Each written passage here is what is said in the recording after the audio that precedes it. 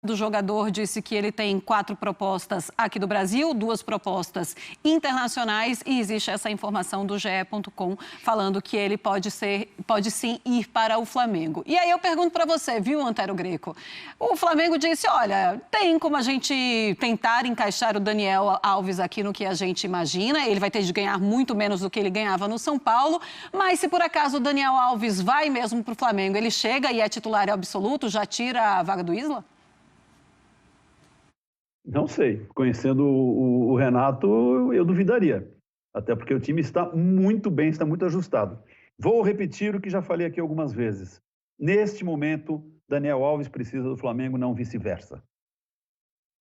Aí ele tem várias propostas. Eu diria o seguinte, tentadoras seriam ou de Flamengo ou de Galo. Não sei se existe do Galo. E ponto. Porque são times em evidência. E ele precisa também disso, de estar em evidência, já que pretende disputar a Copa do Mundo. Fosse naquele momento em que o Flamengo estava se reconstruindo lá para 2019, ok, teria espaço, como teve o Rafinha, chegou, se encaixou e foi campeão de um monte de coisas. O Daniel Alves pode encontrar o lugar dele, mas hoje ele não chega assim, eu chego aqui, essa vaga é minha. Como, por exemplo, a gente considera natural se o Davi Luiz entrar já jogando na semifinal da Libertadores. Então, para o Daniel, é muito importante, extraordinário, maravilhoso, uma passarela magnífica jogar no Flamengo neste momento. Não o contrário. Não que ele não seja um jogador de valor. Sim, tem muito valor. Mas, pelo que o Flamengo tem hoje em dia, não é um jogador imprescindível. E, gente, de novo, vamos partir do seguinte princípio. O Daniel Alves tem todo o direito, toda a razão de cobrar tudo aquilo que havia sido combinado, acertado e registrado em contrato. Isso não se discute. O que se colocou, sejam R$1 ou R$1 milhão, tem de ser cumprido. A questão é o seguinte, que absurdo, que irresponsabilidade de um clube prometer pagar isso para um jogador, seja ele quem for, né? No caso, o Daniel Alves. Como se brinca com as finanças do clube.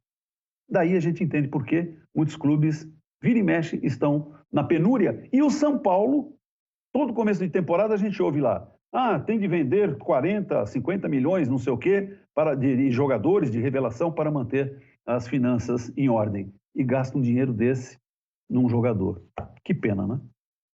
Você tem alguma última informação, André? Não, só lembrar que, evidentemente, a imagem do Daniel na torcida do São Paulo, nesse momento, não é algo agradável para ele, mas que se lembre, no futuro, quando essa história for contada, e ela será, porque é uma história emblemática do que não se deve fazer do ponto de vista da responsabilidade de um clube de futebol, Sim. É que o acordo foi feito, o Daniel foi embora e aceitou receber muito menos do que era devido.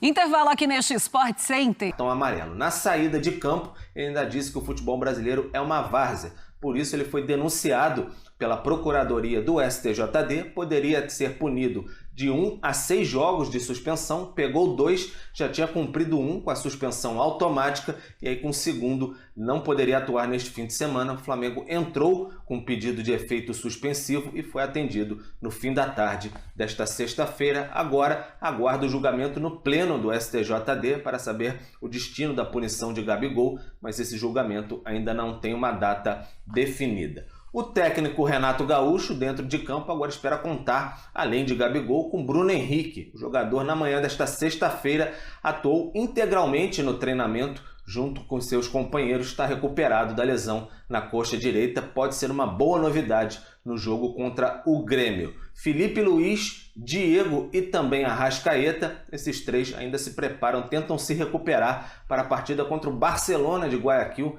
próxima quarta, início da semifinal da Copa Libertadores. Já Davi Luiz e Kennedy, reforços que ainda não estrearam com a camisa do Flamengo, vão ser avaliados neste sábado pela manhã, tem possibilidade até serem relacionados para o jogo contra o Grêmio, dependem dessa última avaliação da comissão técnica do Flamengo, até porque devem ser preparados também para o jogo do meio de semana, muito importante, início da disputa da semifinal da Libertadores contra o Barcelona de Guayaquil. Tá aí, então. A gente tem um Flamengo entrando em campo contra o Grêmio sem torcida, depois do vai, não vai, tira casaco, coloca casaco. A mesma coisa aconteceu com o Gabigol. Sorte do Flamengo que o jogador está, então, liberado. Agora, seria um super prejuízo não contar com ele, hein, André? Sem dúvida, o Gabigol é o principal jogador do Flamengo, é o grande ídolo do Flamengo nesse momento que o clube atravessa, não estou falando só neste ano, é maior do que isso. E o Flamengo é muito mais intimidador, muito mais perigoso, muito mais arrojado.